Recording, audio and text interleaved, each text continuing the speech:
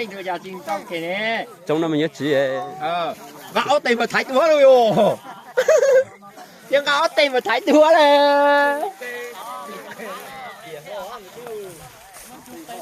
chụp cái ơi mà thái túa giao xe mà thái túa tóc xe mình sai à mình sai à有人sai来个就中了嘛thái个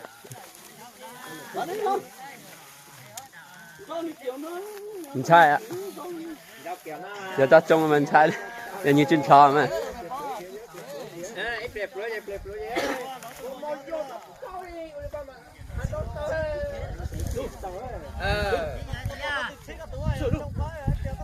trong ớt tiền như đó trong tiền là tôi chỉ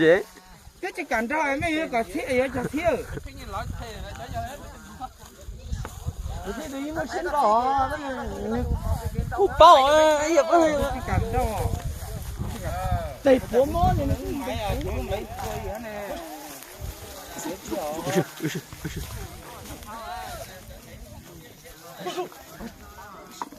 đó kiếm mấy tô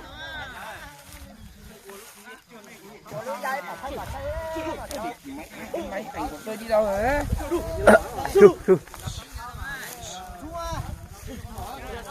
không có giá trị nhiều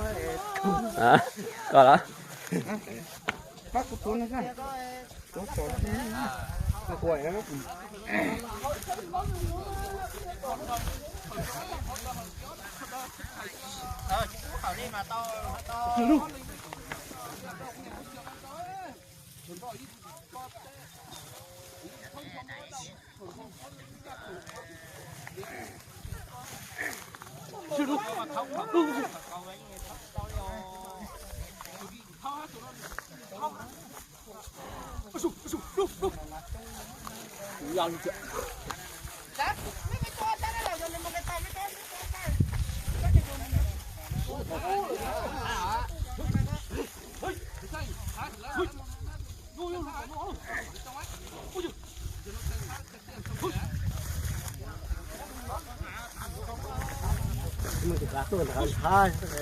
thả đây thả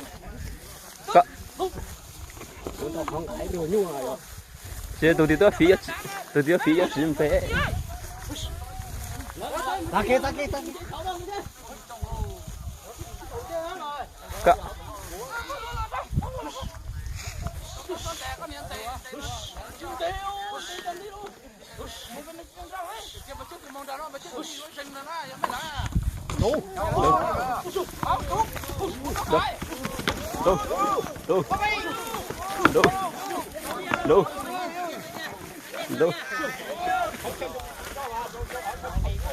tụi tôi phí một chế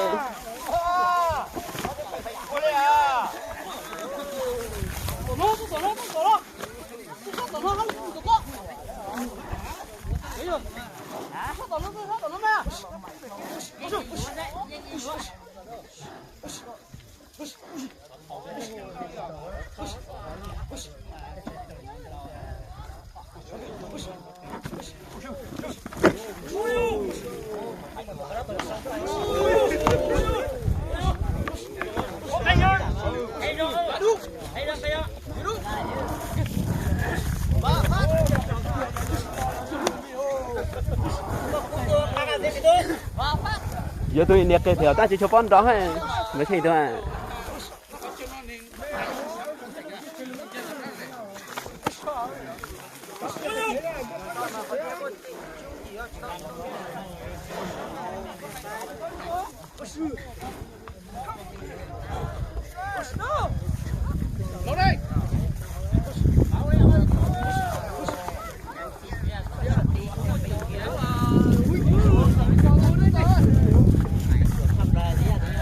chín đó ấy, cho nhìn sang có thoát chui ấy. mất chín chặt mẹ đi ô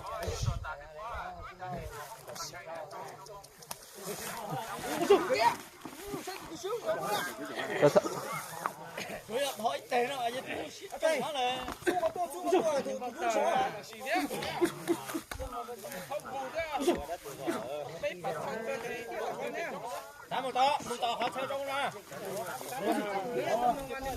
chế từ từ tôi phù một chế mà lên đó khó kế nó ấy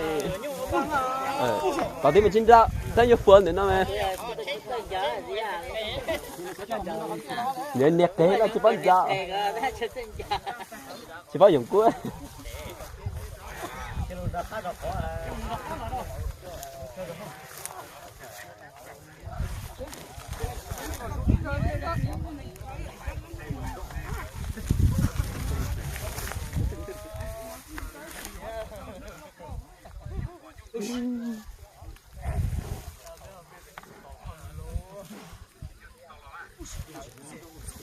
cho cái tụi nó mà ra nó sai quả sai đó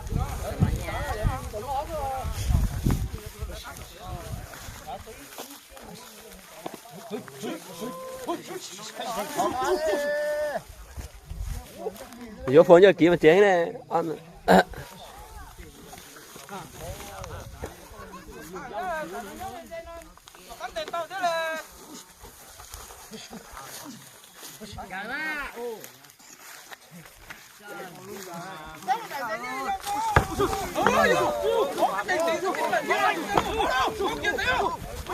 Mau.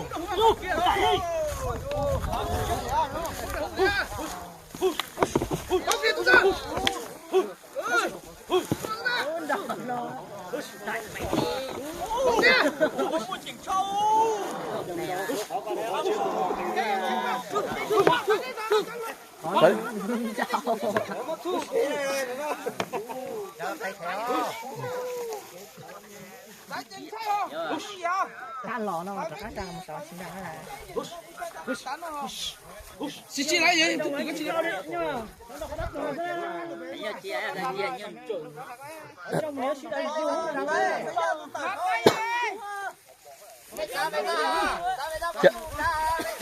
trong gì lên mèo trên như cái cả ra như trên đó nhiều phô kiếm một phê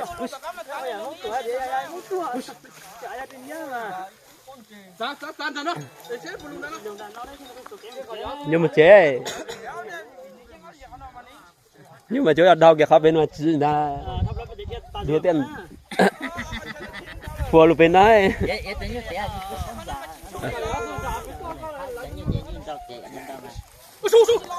nhiệt cây thì ta như trên giá vậy nhìn sao như cái con đúng mồ luôn hả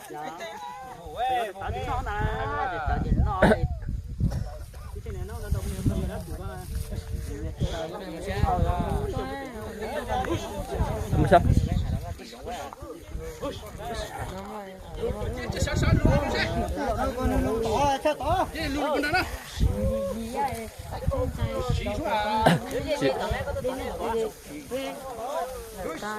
biết à chị biết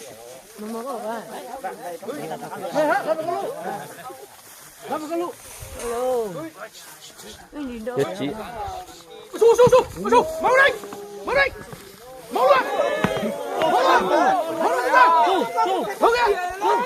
biết chị à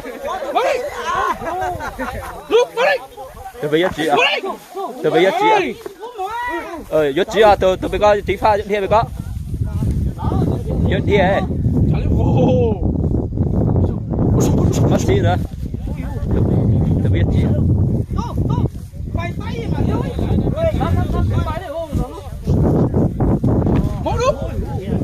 đi à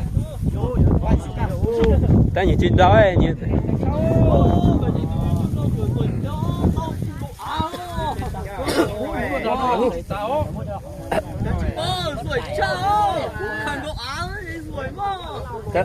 như cho nè này chứ bắt đó ấy